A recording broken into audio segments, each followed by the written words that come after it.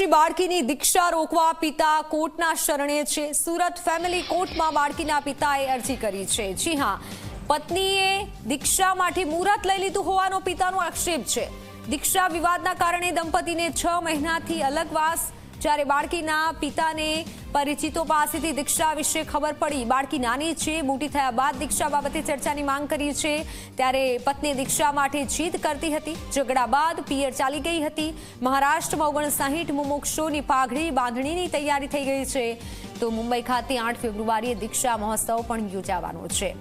મારી સંમતિ વગર દીકરીની દીક્ષા નક્કી કરવામાં આવી તેવું પિતાએ જણાવ્યું છે। કોર્ટ સમક્ષ દીક્ષા રોકવા માટે બાળકીના પિતાએ વિનંતી કરી છે। કોર્ટે 22 તારીખે પત્નીને હાજર રહેવા માટે નોટિસ કરી છે। હાજર થવા માટે નોટિસ ફટકારી છે કોર્ટે અને પિતાએ માંગણી કરી છે।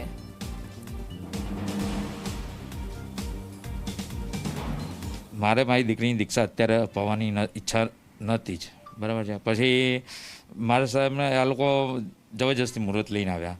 એ લોકો કહે છે કે મારા સાહેબે મને એમ કીધું કે તમે આવો નહીં આવો તો હું દીક્ષા અપાવીશ, એવું અમને મારા સાહેબે કીધેલું। પછી મારી પાસે બીજું કોઈ ઓપ્શન હતું નહીં, એટલે પછી મારે આ કરવું પડ્યું। દીકરી કેટલા વર્ષની છે? પત્ની સાથે કેટલા વખતથી અનબનાવ છે? કઈ વાતને લઈને? દીકરી 7 વર્ષની છે ને અનબનાવ તો બસ એને આ જીત પકડીને બેસી ગઈ કે મારે દીક્ષા જ અપાવી છે। એ હિસાબે એણે બધું પરત આવવાની કઈ પત્ની વાત ના, પરત આવવાની એટલે ત્યાં અમે મારા સાહેબ પાસે ગયા હતા। ત્યાં એમ કીધું કે અમે નીચે મિટિંગ કરી, મારા મામા ને બધા અમે સાથે હતા। તેમ કે તમે અત્યારે અમે એક દિવસનો ટાઈમ માંગેલો કે અમને વિચારવા દે। પછી એમ કહે છે કે તમે અત્યારે હા પાડો તો જ હું ઘરે આવીશ, નહીં તો પછી હું ઘરે આવવાની નથી। આપની શું માંગ છે? મારી દીકરીની દીક્ષા અટકી જાય। પરંતુ માતાની આ જીદના કારણે પિતા કંઈ બોલી શક્યા નહીં। વારંવાર માતાને સમજાવવાનો અને એમનો સંસાર આગળ વધારવા માટે પ્રયત્ન કર્યો, પરંતુ માતા સતત એક જ જીદ કે હું ગુરુજી પાસે ચાલી જવાનું છું ને બાળકોને લઈને ચાલી જવાનું છું।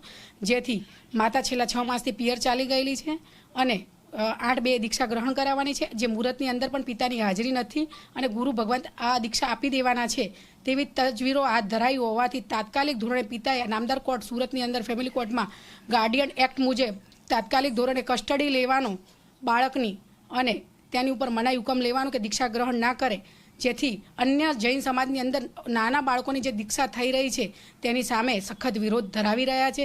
જેથી પિતાની આ હૂંફ અને લાગણી અહીંયા કોર્ટ દ્વારા ન્યાય અપાવે તેવી પૂરેપૂરી તજવીજ હાથ ધરીશું।